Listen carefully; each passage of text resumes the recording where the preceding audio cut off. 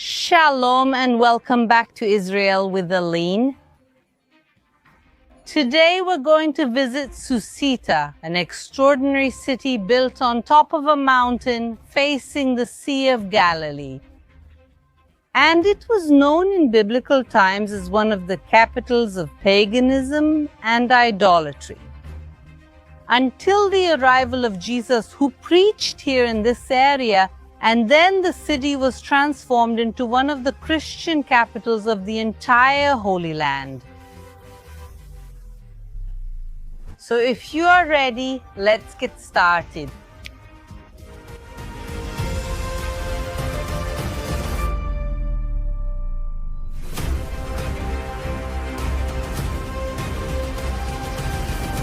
The name Susita in Aramaic means horse, and that's also how people in ancient times called the city in Greek. Hippos, horse.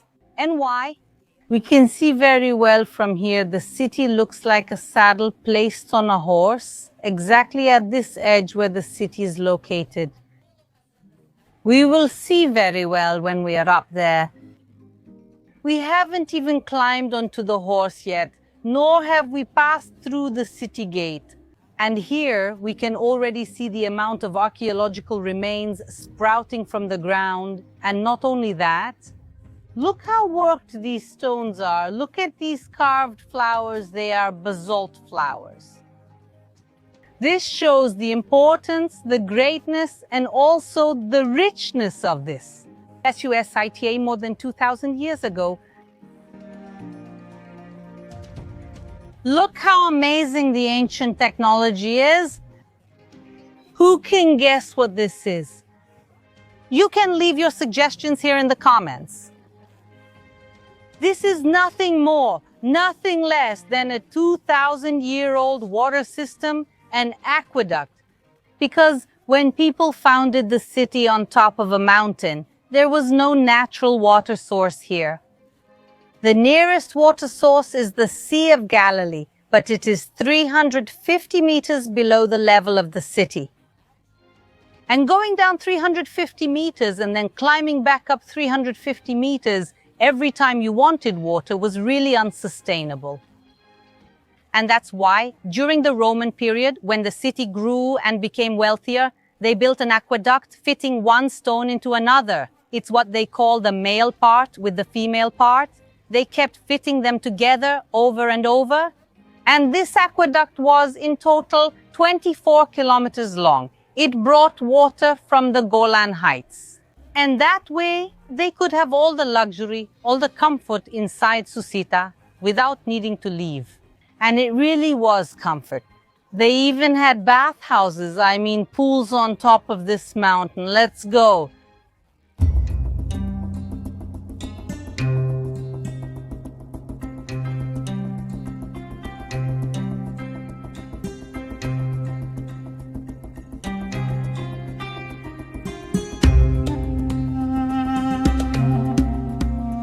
Now we are really walking through the original streets of Susita. And to make this tour even more special, today we have a very special guest. I want everyone to say shalom to Dr. Jorge and to my father, shalom. Thank you, daughter. It's so good to be here with you. This place is wonderful, wonderful. And this place was founded about 2,300 years ago during the Hellenistic period, and it has grown over the centuries. And it reached its peak later during the Roman period and the Byzantine period. And the street we're walking on now is from the Roman period. This floor we're stepping on is about 2,000 years old, but did you notice something a little different about this floor? If you look at the stones, you'll see that the path is straight, but the stones are set at an angle. So I went to find out why they did it that way. I found it really interesting. Why did they make them angled? Because since they traveled by carriage, it's easier that way. If the stones were in a straight line, the wheels would get stuck. It would wear out the wheel and the road. So they made this wonderful move. We're talking about 2,000 years ago. Exactly. If the carriage or the cart went in the same direction as the stones, It would get stuck between one stone and another, breaking the wheel and also damaging the pavement. And since they built everything so well, everything has been preserved. We're walking on a centuries-old street precisely thanks to this great planning. But this street, or as they called it back then, the decumanus of the city, is just the beginning. Come with us to discover more.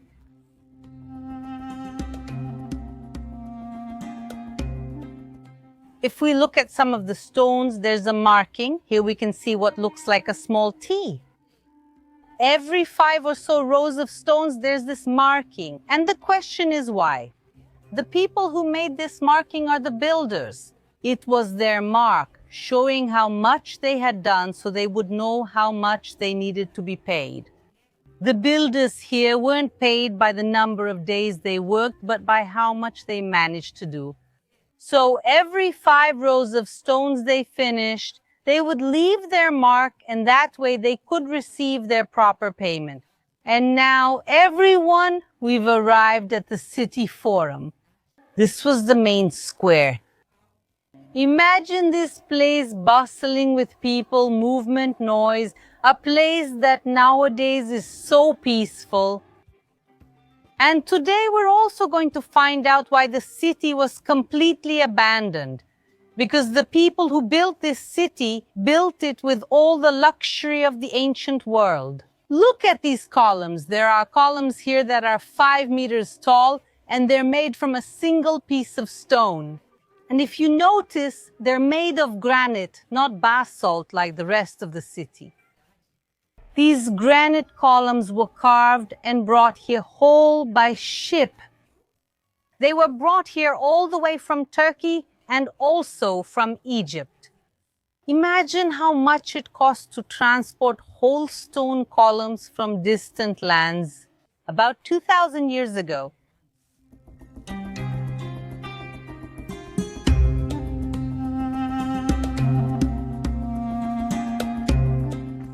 Susita is an amazing archaeological site, but still very little known. So if you're planning a trip to Israel, why not add Susita to your itinerary?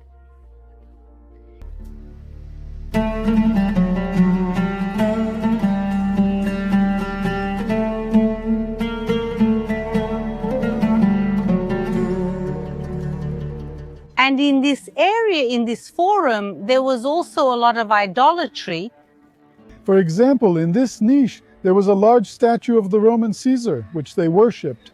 A person could come here to the forum, to the city center, that they could also bring offerings and worship Caesar, because at that time they believed that Caesar was like a god. And not only that, we have many other proofs of worship in the city. One of the best examples also from the Roman period is that a bronze mask of the god Pan was found. It is currently kept at the Haifa Museum. Because of the importance of the piece, they took it from here and put it in the museum for preservation. The question is, does it make sense to have a statue for worship? But how do you worship through a mask? Good question. So, there are several theories. It could be that the mask was placed over other statues, and so the statue would take on the characteristics of Pan, or it could even be that it was placed over a person. A priest of the temple could put on Pan's mask and embody him. Pan was the god of the woods and also the god of chaos. In fact, the word panic, which we know and use to this day. From panic comes from Pan, exactly.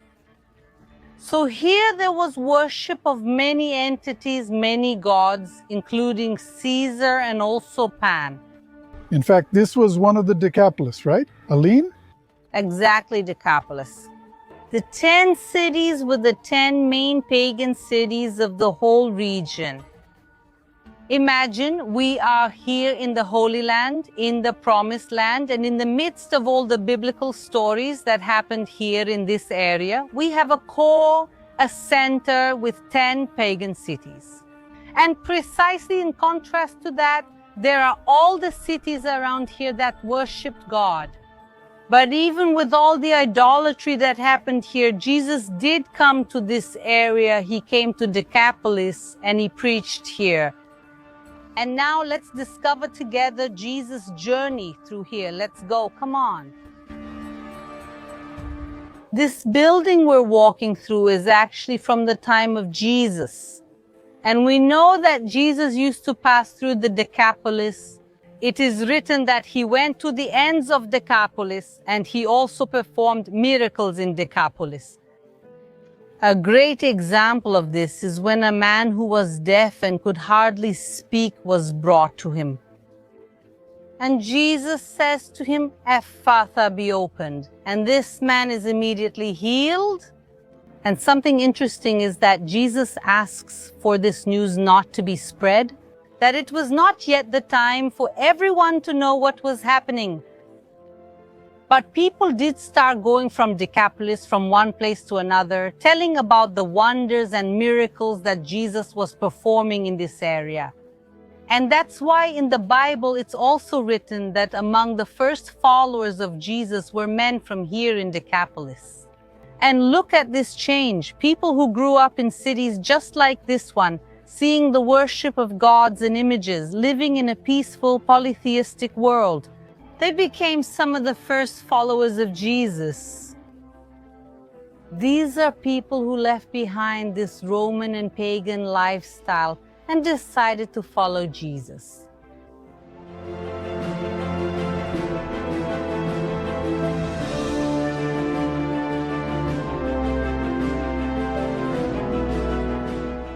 We also know of a passage where Jesus crosses the Sea of Galilee.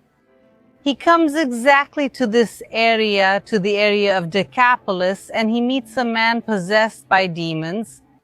And this man says that his name was Legion, and there are several theories as to why this name. A very popular theory says it's because he had a legion, a large number of demons inside him. However, many experts believe that the man was actually identifying himself as part of the Roman legion.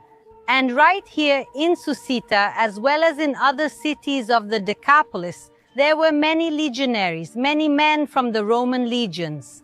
And then Jesus heals this possessed man. The demons enter into a herd of pigs. Remember, pig farming existed here only in the Decapolis. And then these pigs throw themselves into the Sea of Galilee. This great miracle happened by the water's edge, not far from where we are now.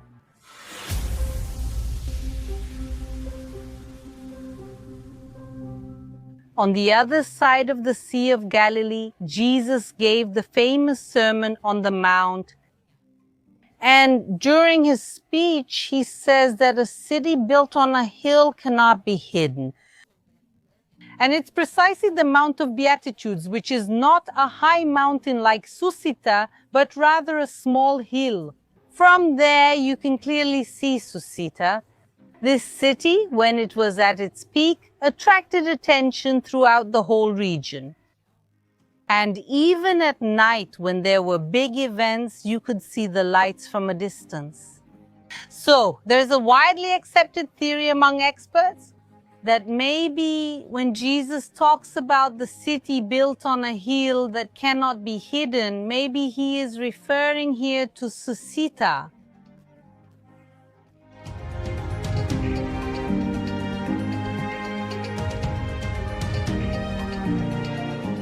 The history of this place began with idolatry and worship of Caesar Apan, and only God knows how many other gods.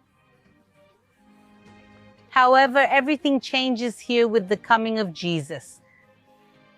Because Susita was one of the first cities to have followers of Jesus, the followers of the Decapolis, and here the good news arrived very quickly. One example was precisely with the demon-possessed man. After Jesus heals him, he asks to go with Jesus to the other side, but Jesus says no. So the demon-possessed man starts going from city to city, telling about the wonders. And the people here start to accept it. As Jesus was getting into the boat, the man who had been possessed by demons begged him to let him go with him.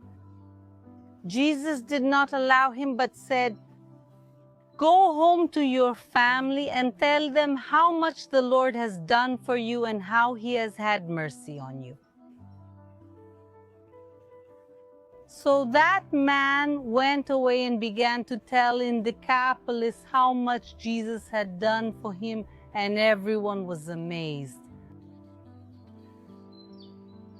And then the sect is raised up to Jesus and is converted. It becomes one of the first Christian cities in all of the Holy Land. And Dad, take the opportunity to tell everyone where exactly we are. This is wonderful. We are in a Byzantine cathedral, one of 7 churches in this area. Imagine the top of this Mount Susita isn't such a big place. And here, no less than 7 churches were found, which shows the great faith of the people of this city. A city that started out completely idolatrous and in just a few years converted. And look how interesting that is. We are here in the church, and how do we know that this was a church and not some other building? We can see here the church's spires. In fact, inside this spire, you can see a hole.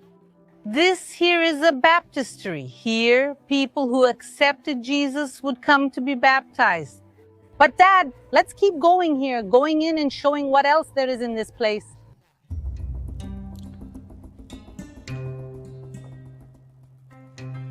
This is the continuation of the cathedral. Look at how wonderful these columns are here. It's really impressive to see their size and to think that they were brought from very, very far away. And now, do you notice something? We can see from this side the bases of the columns, and they're all fallen in exactly the same position, in the same direction. It wasn't the archaeologists in modern times who put them like that to make it look nice, to display them. They were found exactly like this. And this shows us how the end of the city happened. How Susita was abandoned, Dad won't say, but if anyone wants, you can leave it in the comments. Can you guess why the columns are like this? And what is the connection between this and the end of Susita? What happened here was a big earthquake in the year 749, and literally the movement of the earth knocked down the columns. They're here exactly. They are in the same direction. Exactly in the same direction and in the same position since 749 AD. And the destruction of Susita was so violent that people weren't even able to try to rebuild the city. The people saw the city destroyed and simply took what they could, if anything was left, and left. And because of that, Susita was frozen in time. No one has lived here since then. Susita started as one of the Decapolis, one of the 10 pagan cities here in the region. And it quickly became one of the largest Christian centers in all of the Holy Land. And that's why I hope you enjoyed learning a little more about this place. I also hope everyone enjoyed it, and please, it's Father Dali asking you, don't forget to like this video. Everyone leave a like. See you next time. Kisses. And shalom to everyone.